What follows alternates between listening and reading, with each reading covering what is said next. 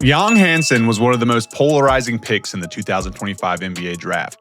Selected 16th overall, he immediately sparked a fierce debate. Some experts labeled him as an overrated reach, while others pointed to his upside potential. Today, we're diving deep into Hansen's game film, and we're going to break down what the tape reveals and answer the biggest questions surrounding his future. Will Yang Hansen become a boom or a bust? Here for the week with the sun for vacation. Hello and welcome back into Scout Team Sports. Today we are talking Yang Hansen, who, like we mentioned in the intro, is one of the most polarizing figures of this NBA draft process. What I've done for today's video, I've taken every piece of Summer League tape that we had on him, broken it down into sections, and we are going to run through it together here live. So with that being said, let's just go ahead and jump into it. Now, I want to start off with talking about him at the rim, and it's important to note that this is Summer League. So as we start to walk through this, what I want you to pay attention for is his ability to roll to the rim. So, this is an easy play. I don't think it's something that's going to blow anyone away. But then you start getting into his ability to take guys off the dribble. And I think this particular instance is where you're going to see him a lot at the NBA level, catching the ball at the high post. So he's going to catch it with his feet to the basket here. And what you're going to see as he starts going is he spins back. And this is where I have questions on if this holds up on the NBA level, simply because you're watching him spin back and it's a little awkward, a little clumsy. And as I was watching through this live the first time, I'm thinking, man, I don't know if this really makes it all the way through in the NBA. I'm going to play that back for you just to kind of watch. It is a little clunky as he goes through on that step through, right? So I think that's something to at least be concerned about. So here we are again in another pick and roll situation. And I'll say for his size, he's pretty fluid. I think he's 7'2". He moves well. And this is where I started to get excited about him as a prospect. So you're looking at where he's taken off from with a guy contesting him, someone else closing in from the wing, and he's still able to rise up and finish there. Like, that's a pretty solid vertical and control of the ball. And that's something that I think you get excited about when you watch him as a prospect, is you're like, okay, is he going to be able to make these plays consistently against NBA size and strength? So I really do like that about his game. I think you'll see this apart a lot as we go through these film at the rim. He is a good rim runner. In preliminary transition, he can get ahead of his man, get to the rim and finish. But as you're watching him, when he gets stopped, you'll see in the three-point shooting section, he's able to stop at the perimeter and make guys play him. Here is one of the few times that he's getting deep and catching the ball deep in the post. I think with his size, it's something that you'd honestly probably like to see a little bit more of, but he wasn't super effective there. So, he holds off pretty well, catches it, is able to get to the rim and finish. But on the whole, in the summer, I think he only shot about 50% around the rim. And that includes those fast break transition points. That includes a lot of things, but he's catching the ball deep and going up and finishing. So I think that's really solid for him. This is somewhere where you're watching a 7'2" guy drive from the wing, go through a little bit of contact and lay it up. And this is an example of I'm not sure this holds up in the NBA. Like, that's a little soft. And I think when you play against NBA level competition, that particular finish around the rim is going to get contested a little bit more than that. You have to think so, right?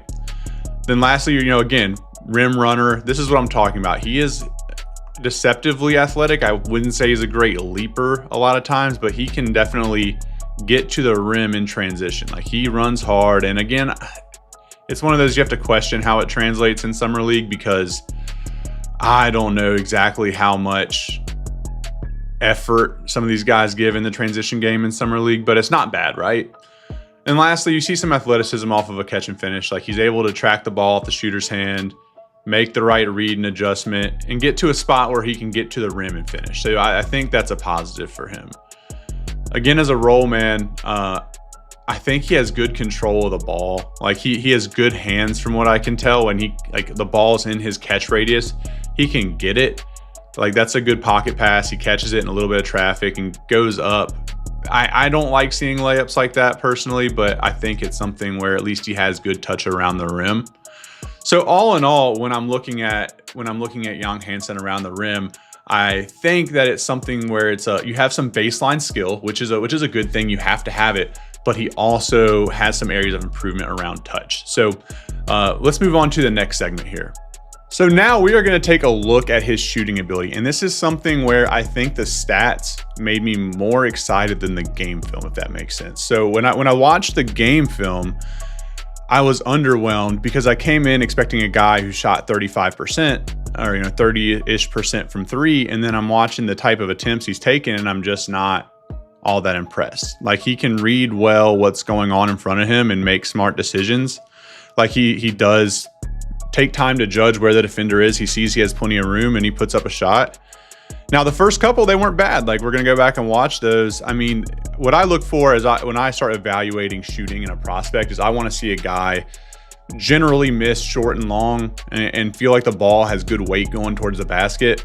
But when I'm watching, and the first two attempts for him, that seems to be the case. Like, he misses that one just a tad long, hits the front of the rim. Same situation on the second shot, front of the rim miss, right? Then on the third one that I was watching, it's that one you can tell just by watching that come off of his hand.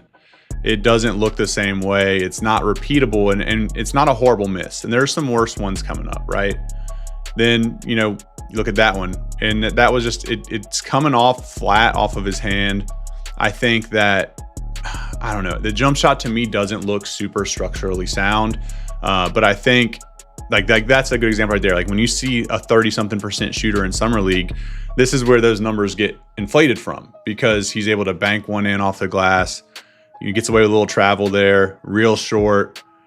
But then, you start seeing some makes, and that's another bad miss. I think this is where the makes start, but like, those look good.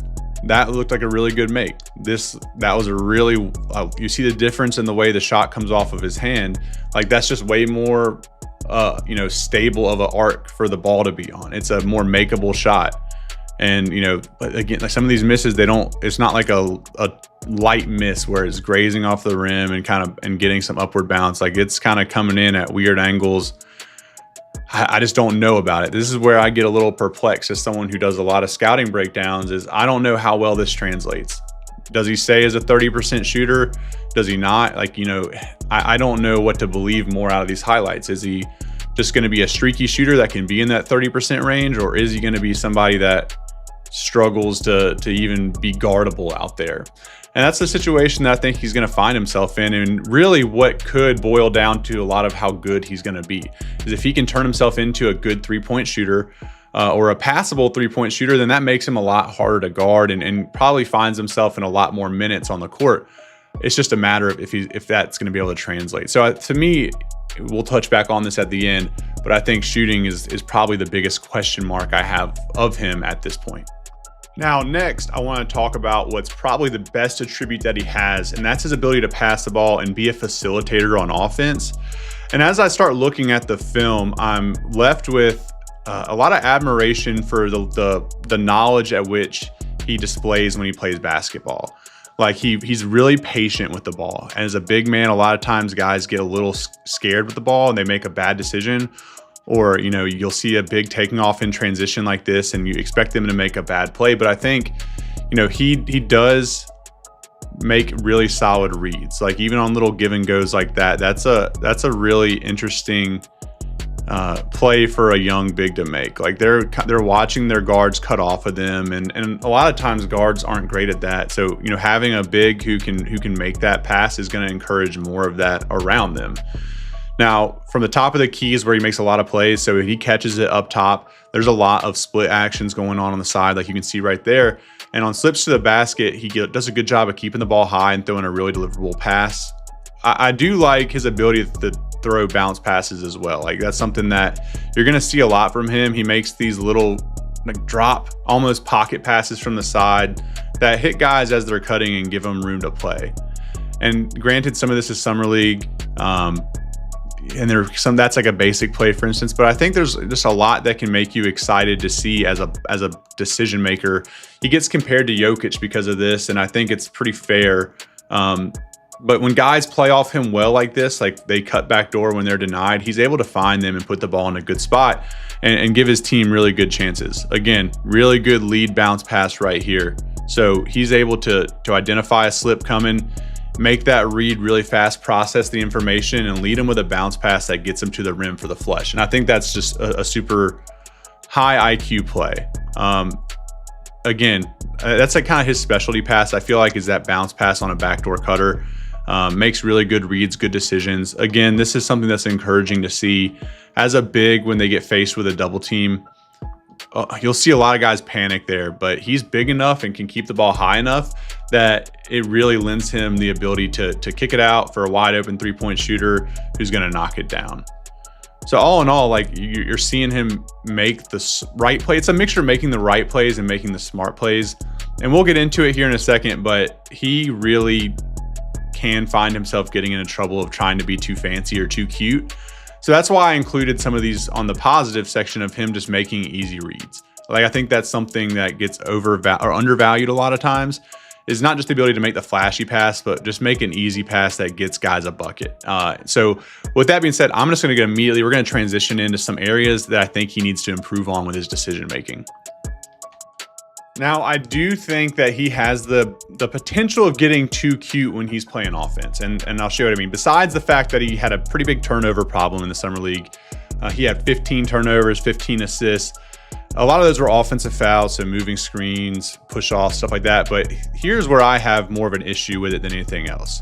Like, that's just being careless with the ball. And I think he may have the potential in his game to try and do too much and be too cute. And that's exactly what I mean. You know, here again, you have to know when to throw that pass and when to hold it. And he kind of airmails one there. You'll see this as a kind of a recurring trend. So here he gets a little uncomfortable, shuffles his feet, was unsure of himself. And, you know, again, here, another example, he's throwing that backdoor pass. That one's not open. We saw in that last clip package.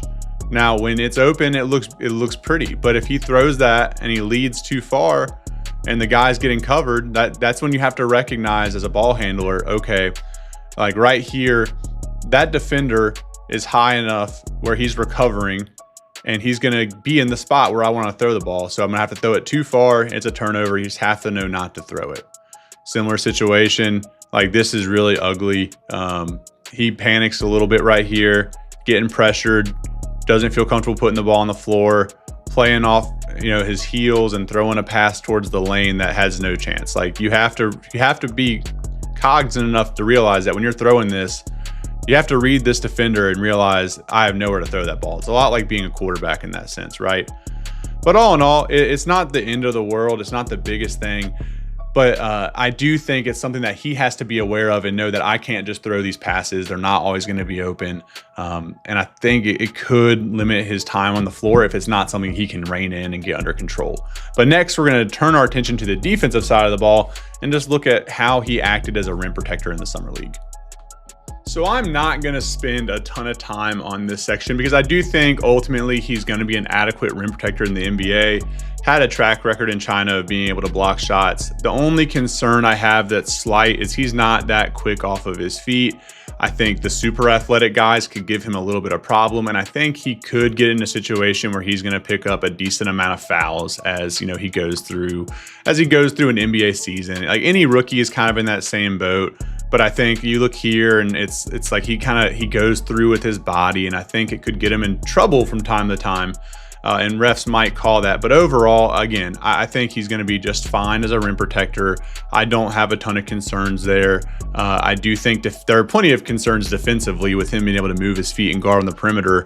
We just did not see a ton of that, in the summer league. But as far as being able to play in the paint and play like a Zach Edey light type of role, he'll be just fine. He can get minutes on the court. The other parts are what's going to give you some problems. All right, so we have reached that point of the show where it's time for my final thoughts. And I know this was a long one, right? So I told you though, we were going to break down every single play that he impacted in the summer league. And where my final thoughts land on Young Hansen is that you can't definitively say at this point whether he's going to be a boom or a bust, right? It's one bit of summer league action, and that does not define him as a player. And I totally get that. But all really this did for me is reinforce my belief that this pick's going to either look amazing in 5 years or it's going to be a situation where you just can't believe they made that pick. I think I've said it on Twitter or X now that you're going to look back on this pick and it's going to be viewed as either a Giannis type of boon where you were just incredibly lucky and made a savvy and smart play that no one else was willing to do, or you look back on it and it's a Bruno Caboclo who everyone said was 3 years away from being 2 years away, and you look a little silly for reaching on a guy at this level. But end of the day, it's the 16th pick in the draft. These guys wash out all the time, and so if you took a guy who's 25% more likely to wash out than the guy who got picked before him or the guy you could have picked in his place, so what? It's a reach and a swing that you have to take if you're an organization like Portland, because you feel like, hey, this guy could be a star, and the eyeballs that are going to come from China in that regard as well, and it's worth the risk. So for me, I applaud them for kind of putting their money where their mouth is and taking that risk and getting in. But Portland fans, let me know what you thought. I know, again, this was an incredibly long video. I don't generally do videos like this, but I really wanted to break down in depth and try to do it live, so I probably wasn't as smooth with commentary as I normally am. But let me know your thoughts on where you thought I was right, where you thought I was wrong, and let me know, NBA fans in general, if you're not a Portland fan, if you want me to cover your draft pick, let me know. I'll be sure to do it. But I appreciate you guys, and I hope to see everyone on the next one.